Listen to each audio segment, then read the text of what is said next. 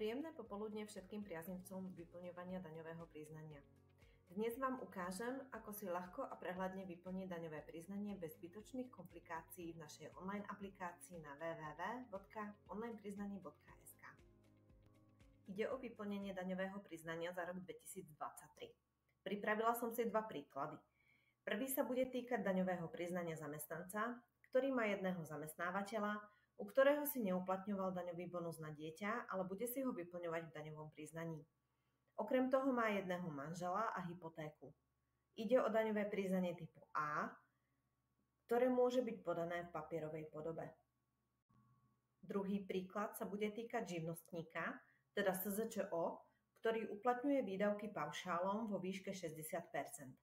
Tento fiktívny živnostník mal v roku 2023 príjem z dividend zo zahraničia.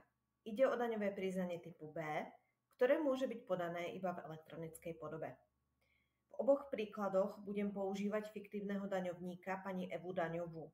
S týmto menom sa budete niekoľkokrát stretávať v nasledujúcich minútach. Ideme na to. Zamestnankyňa Eva Daňová dostala od zamestnávateľa potvrdenie o zdaniteľných príjmoch. Tento dokument bude potrebovať k vyplneniu svojho príjmu do aplikácie. Tento dokument je dôležité priložiť k daňovému priznaniu ako povinnú prílohu. Na stránke onlinepriznanie.sk kliknite na tlačidlo Vyplniť priznanie. Toto tlačidlo vás presmeruje priamo do aplikácie.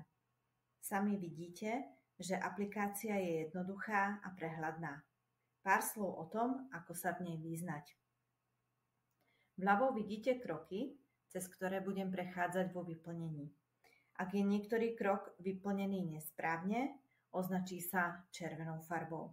Ak je vyplnený správne, bude zelený. Ak si nie ste istí, čo kam doplniť, pomôžu vám aj nápovedy. To je tento oranžový otáznik v krúžku. Vpravo dole máte k dispozícii aj online chat. V každom kroku máte k dispozícii aj tlačidlo Uložiť na neskôr, takže sa k vášmu priznaniu môžete kedykoľvek vrátiť. V prvom kroku si vyberiete balíček. Prvý balíček je daňové priznanie typu A. Tento typ balíčka budeme používať pri prvom príklade. Tento balíček si vyberie daňovník, ktorý má príjem zo zamestnania, z inej dohody, napríklad z brigády, alebo príjem zo zahraničia, prípadne zahraničného zamestnania alebo dohody. Druhým balíčkom je daňové priznanie typu B. Tento typ balíčka budeme používať pri druhom príklade. Tento typ balíčku si vyberajú podnikatelia, čiže SZČO, ktorí majú príjem z podnikania, ďalej sú to daňovníci, ktorí majú príjem z prenájmu, z dividend, z virtuálnej meny, vecnej výhry a ďalšie príjmy. Patrí sem aj kombinácia príjmov z daňového priznania typu B a dajme tomu zamestnania alebo z brigády. Ďalším balíčkom je kombinácia daňového priznania typu A alebo typu B s e-podaním. Tento balíček je vhodný pre všetkých tých, ktorí si nie sú istí, aký typ formulára vybrať. A aplikácia im sama priradí správny typ formulára na základe ich príjmov. S týmto typom balíčka daňové priznanie podáme za vás. Posledným balíčkom je konzultácia s účtovníčkou, kedy s účtovníčkou môžete prebrať váš daňový problém po dobu 30 minút. Kliknutím na výber balíčka sa dostávame do druhého kroku. V druhom kroku zvolíme zamestnanie. Vyberieme počet zamestnávateľov, čiže 1. Ďalej typ pracovného pomeru, čiže hlavný pracovný pomer. Doplníme celkový príjem. Použijeme na to údaj z potvrdenia o zdaniteľných príjmoch. Vľavo vidíme, že daň k úhrade sa zmenila. Toto číslo sa bude meniť za každým, ako niečo vpíšeme do ďalších polí. Doplníme preddavok dane. Vidíme, že číslo sa opäť znížilo. Doplníme odvody na sociálne poistné a na zdravotné poistné.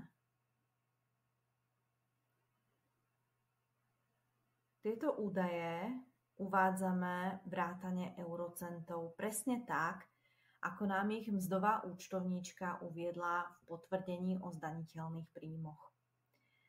Častou chybou je, že daňovníci zaokrúhľujú tieto čísla z potvrdenia o zdaniteľných príjmoch na celé eurá. Takto nesprávne uvedené údaje uvádzajú do daňového priznania, ktoré potom správca dane vyhodnotí ako nesprávne spracované a takéto daňové priznanie je vyhodnotené ako chybne podané a je daňovníkovi vrátené. Pozor na to.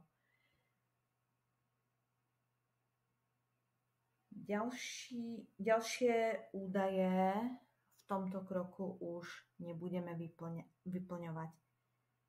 Máme to hotové, prejdeme do ďalšieho kroku. V treťom kroku zvolíme daňové zvýhodnenia. Naša zamestnankyňa Eva Daňová má jedno dieťa vo veku 10 rokov. Toto dieťa doplníme do aplikácie. A to tak, že vyberieme prvé pole daňový bonus na dieťa do 16 rokov. Po kliknutí sa rozbalí a bude to po nás chcieť výšku vyplateného daňového bonusu zamestnávateľom. Keďže Eva nemala vyplatený daňový bonus zamestnávateľom, uvedieme 0. Pokračujeme ďalej, vyplníme počet detí. Eva má jedno dieťa, tak nechá jednotku. Doplní údaje o dieťati, ako je meno a priezvisko. V našom prípade je to Eliška Daňová.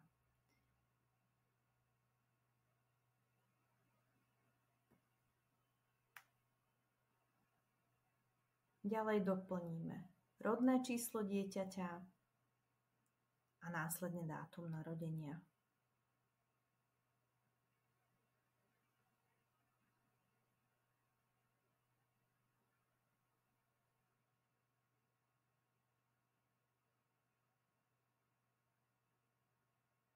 Údaje o dieťati máme doplnené, pokračujeme ďalej. Vyberieme počet mesiacov, za ktoré si Eva uplatňuje daňový bonus na toto dieťa a v tomto prípade je to celý rok. Tak zaškrtneme celý rok. Vľavo opäť vidíme, že daň sa zmenila a navýšila o daňový bonus na dieťa.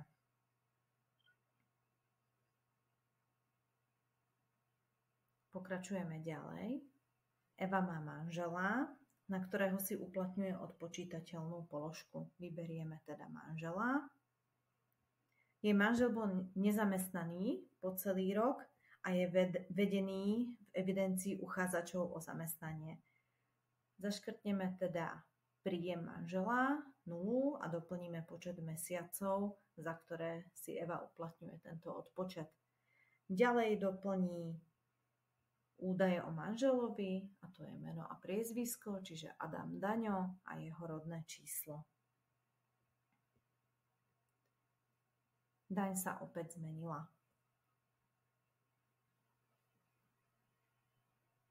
Daňové zvýhodnenia máme hotové a pokračujeme na ďalšie, a to je daňový bonus na úroky z hypotéky. Keďže Eva spláca hypotéku na bývanie, do aplikácie doplní ešte túto položku. Uvedie vek v čase uzatvorenia hypotéky, odškrtne si checkboxy, že hypotéka bola uzavretá po 1. januári 2018 a úroky z časti hypotéky boli do 50 000 eur. Doplní výšku zaplatených úrokov a počet mesiacov, počas ktorých zaplatila úroky. Tento údaj vezme z potvrdenia, ktoré jej vydá jej banka. Toto potvrdenie je dôležité, pretože tvorí povinnú prílohu k daňovému priznaniu.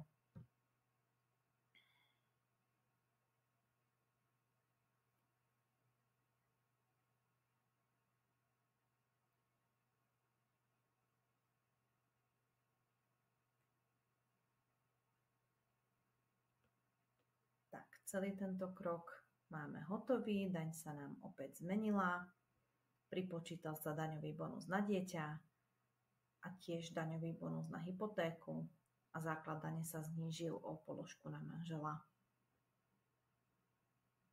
Máme hotovo, pokračujeme ďalej.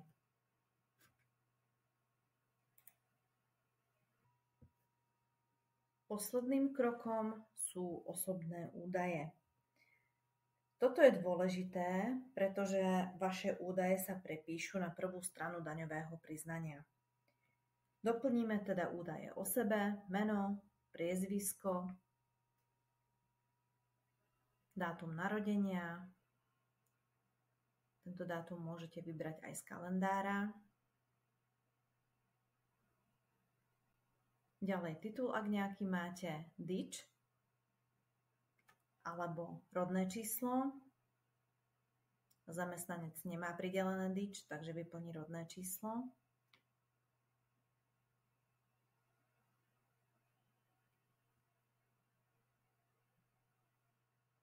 Ďalej vyplníme adresu, ulicu, číslo, mesto a PSČ.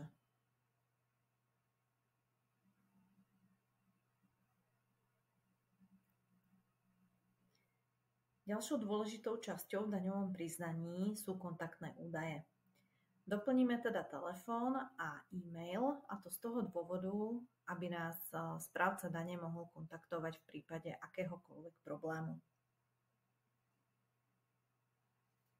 Máme všetko vyplnené, ešte nám zostáva vyplniť spôsob vrátenia preplatku. Eva si môže nechať vrátiť preplatok na adresu poštovou poukážkou, na účet alebo na zahraničný účet. Keďže v daňovom priznaní vyšiel preplatok, rozhodne sa pre vrátenie preplatku na adresu poštovou poukážkou, ktorú vlastne teraz vyberiem. Tak, tu vidíte, že chybové hlášky, ktoré nám pred chvíľou vyskakovali, aby sme si vybrali spôsob vrátenia preplatku, výberom zmizne. Máme všetko vyplnené, nič nám na červeno nesvieti, môžeme prejsť k platbe. Zadáte e-mail a prejdete k platbe. Tento e-mail zadávate pri prihlásení. Môžete sa prihlásiť cez e-mail alebo heslo, v prípade, že ste si už u nás v minulosti spracovávali daňové priznanie, alebo priamo cez Google účet. Ak ste u nás novým klientom, tak musíte vyplniť registráciu, zadáte e-mail, heslo znova a vložiť a odoslať. Prihlásime sa teda napríklad cez e-mail alebo cez Google a pokračujeme k platbe.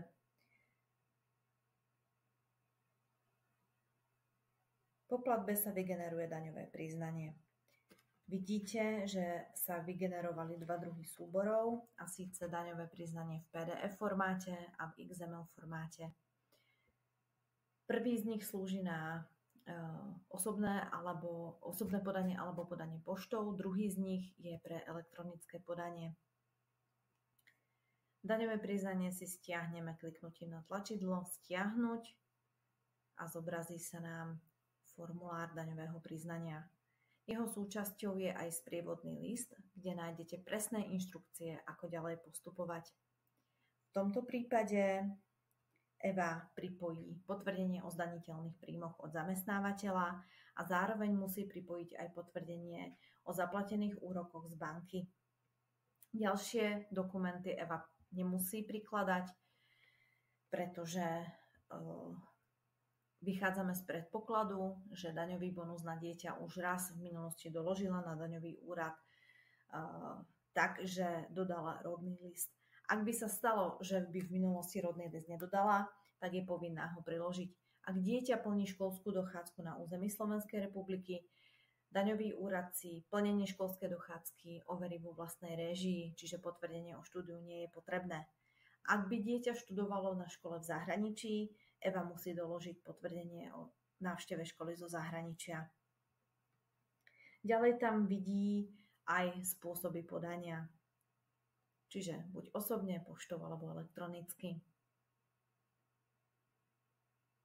Keď zrolujeme nižšie, tak nájdeme tam hotové daňové priznanie, celý formulár, kde vidíme údaje, ktoré sa nám sem prepísali z aplikácie.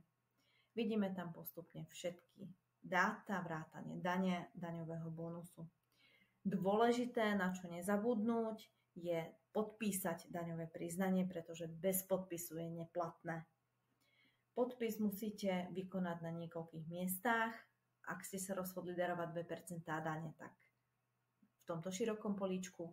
Ak nie, tak túto dole samotné daňové priznanie a tiež podpísať pole s preplatkom. Tieto polia sme vyznačili znakom zavináč. Poslednou stranou v daňovom priznaní je potvrdenie o podaní daňového priznania, ktoré slúži ako váš doklad o podaní. Daňový úrad toto potvrdenie o podaní potvrdí pečiatkou. Nezabudnite sa opäť podpísať.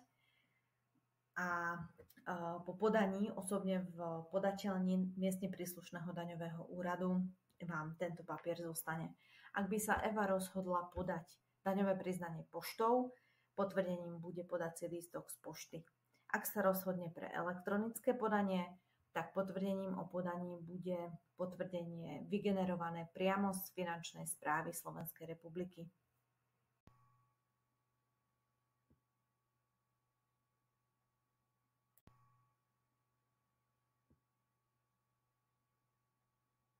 Teraz prejdeme do druhého príkladu.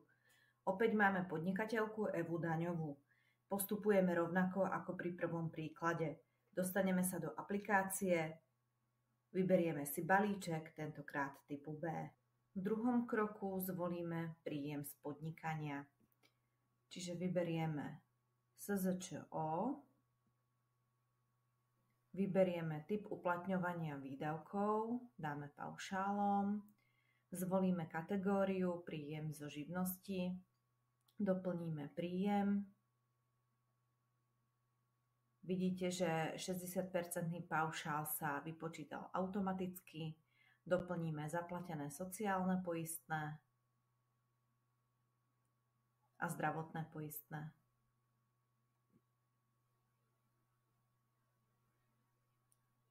Príjem z podnikania máme hotový.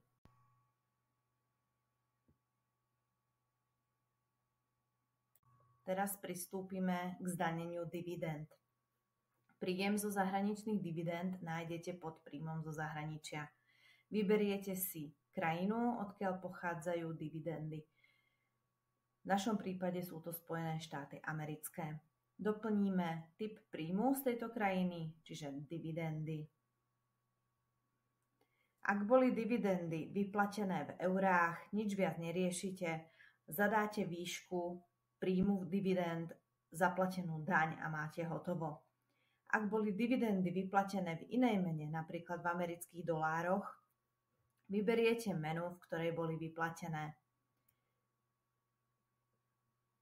Aplikácia automaticky prepočíta príjem na eurá kumulatívnym kurzom Národnej banky Slovenska. Vyberieme teda americký dolár.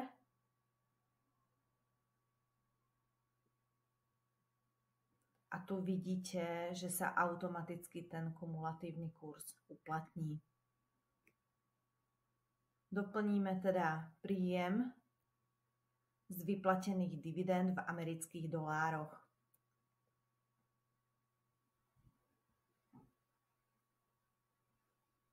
V riadku pod zadaným príjmom vidíte, že sa automaticky prepočítal na eurá. Podobne doplníme daň. A opäť vidíme prepočet. Pozor, dividendy sa nezdaňujú 15%, ale 19% daňou. Dania sa daňou vo výške 7% alebo 35%. Naša aplikácia pracuje iba s dividendami, ktoré sú vyplácané zo štátov, s ktorými má Slovenská republika uzatvorenú zmluvu o zamedzení dvojitého zdanenia a dania sa sadzbou 7%.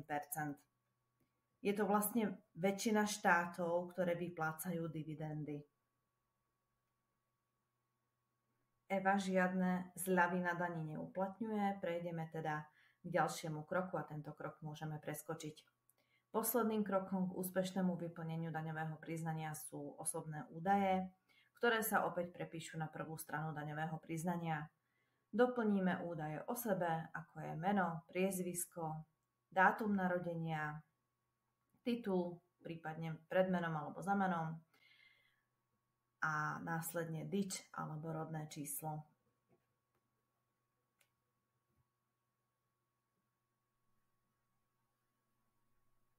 Ďalej nasleduje adresa trvalého pobytu, kde musí byť vyplnená ulica, číslo domu, mesto, PSČ a štát.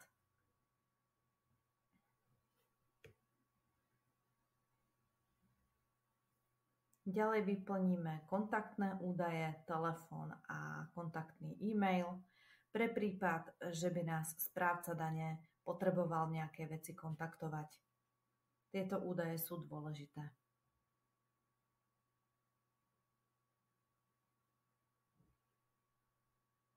Máme všetko vyplnené, nesmieme zabudnúť na kód SKNAC. Eva podniká ako účtovníčka, vyberie teda kód k účtovníctvu. Kód sa vyfiltruje sám na základe zadaného číselného označenia kódu alebo na základe názvu. Doplníme teda účtovnícke služby. A máme hotovo. Po platbe sa vygeneruje daňové priznanie typu B, ktoré Eva musí podať elektronicky. Pripravili sme pre ňu dva súbory. Jeden je v PDF formáte pre kontrolu zadaných údajov. Obsahuje sprievodný list s pokynmi, ako má ďalej postupovať. Eva neprikladá žiadne prílohy k daňovému priznaniu, to znamená, že neprikladá faktúry z podnikania a ani žiadne potvrdenie ohľadne vyplatenia dividend. Druhý súbor je v XML formáte, ktorý Eva podá na daňový úrad elektronicky.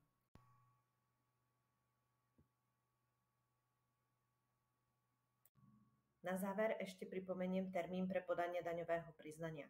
Tým termínom je 2. apríl 2024. Vidíte, že daňové priznanie nemusí byť nočnou morou, pretože s našou aplikáciou ho máte vyplnené naozaj za chvíľku. Ďakujem vám za pozornosť. Prajem pekný zvyšok dňa. Dovidenia.